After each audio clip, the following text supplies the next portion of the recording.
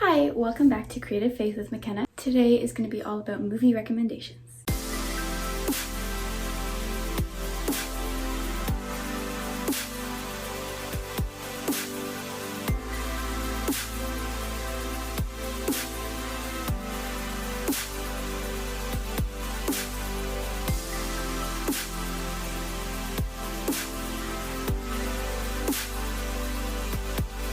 First up, we gotta cover genres.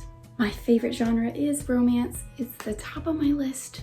Can't go wrong with it, not for me at least. I also tend to like a little bit of sci-fi and like mystery, like crime stuff, but it's mostly romance. So a lot of these movies are going to be romantic, and if you are not a romance person or that is just not your genre for movies, you can skip this video. So my first movie is called The Lake House. We've got Sandra Bullock and Keanu Reeves in it, which they work so well together in movies. This movie is about two people who are separated by time, and they communicate to each other by sending letters through the shared mailbox. It's just, well, can you guess it's romance? They fall in love, but they're separated by time. So watch the movie to find out what happens. It's one of my favorites. For number 2, we've got Notting Hill. I'm sure some of you have seen this movie. This movie is romantic, but it's also all about the, how does a relationship survive in like the mass media? How do people in like Hollywood actually have relationships? Because the media are constantly looking at them. Kind of just like a fictional story between a woman who is very famous for her movies and her acting, and then she meets this guy who is literally a bookstore owner in a small town. So how does that work? He's not used to all the spotlight and all that. Next, we've got Blast from the Past. Let me start by saying this movie is literally the cutest movie ever. This movie is about a man who grows up in a bomb shelter his whole life, and then he's sent up to the surface, in which case it's like 30 years later and he's a grown man now, and well, let's just say life has changed a lot from like the 60s to like the 90s or whatever, whenever this is. And he meets a woman that is very, I want to say, spontaneous, rambunctious, and maybe scandalous. Yeah. Let's talk about Mr. Deeds. A man who just lives in a small town, happy-go-lucky, just having the best life ever with whatever money he makes.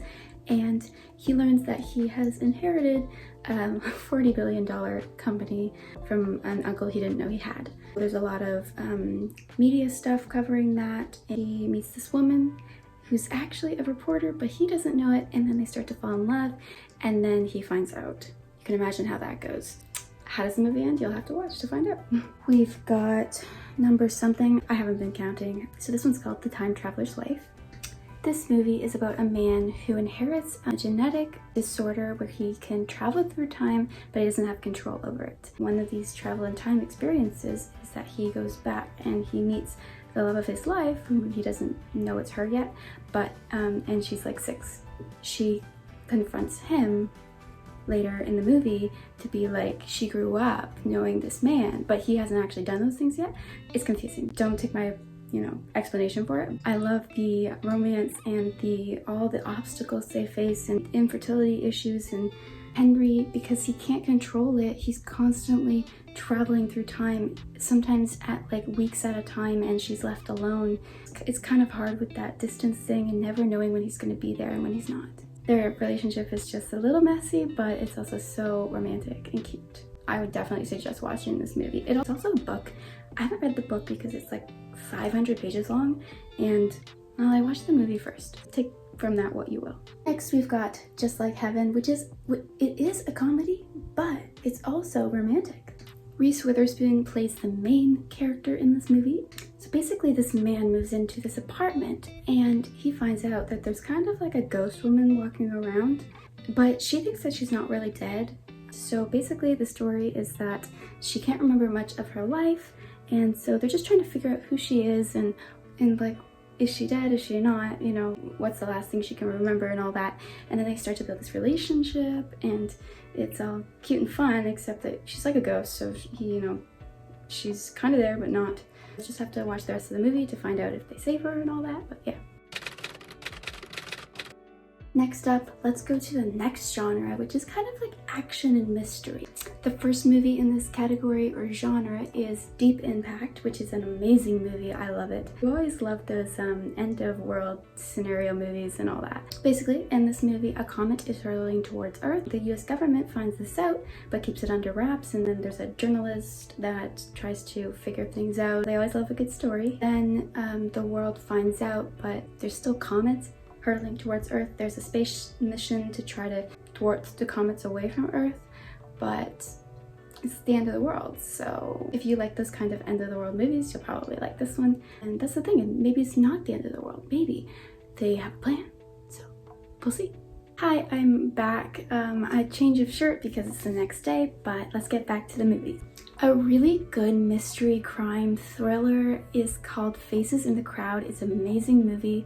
This movie keeps you on your toes, which is like good, but it's not scary. It's just like a mystery crime. This movie tells the story of a woman who gets attacked by a serial killer but survives, but she has face blindness now, meaning she can't identify the attacker, and so people's faces are constantly changing. As soon as she looks away, she doesn't, and looks back, she thinks it's another person, like a different person. This is an actual real thing, and this is just a really cool movie that kind of portrays it. The Day After Tomorrow is a really good weather catastrophe movie. This is the description. I'm gonna let you read it because it's a little long. The main character is ignored by the US officials when he's basically saying we need to, confront environmental concerns. This ends up being true because what he thinks will happen in a long time from now actually happens, like in the movie, present day. So natural disasters are happening all over the world. The premise of the movie is that he has to try to save his son. He has to travel by foot from Philadelphia to New York. And for those of you that don't know, that's a far distance. Yeah, it's kind of riveting to see the struggles and stuff, but in just like the eventuality of what could happen to our planet. Anyways, so that movie was called The Day After Tomorrow, and yes, it could have been called 2 Days From Now, but The Day After Tomorrow, that's what it's called. The next movie is called Pixels, which is a very fun but also like action-based movie involving video games. In this movie, basically what happened was that Civilization sent out footage of video games being played out into space, and aliens intercepted it and thought it was a declaration of war.